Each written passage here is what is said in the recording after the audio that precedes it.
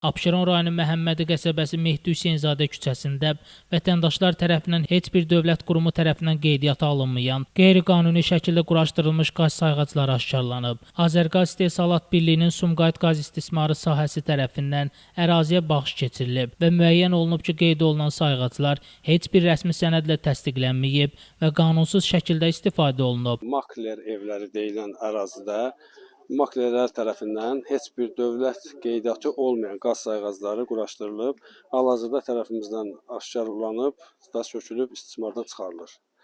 Həmin sayğaclar heç bir ölkə ərazisində heç bir dövlət qurumunda qeydiyyatdan keçməyib və heç bir laboratoriyada yoxlamadan keçirilməmişdir. Aparılmış araşdırma nəticəsində həmin qaz sayğacları demontaj edilərək çıxarılıb və aidiyyatı üzrə ambarda mühafizəyə təhvil verilib.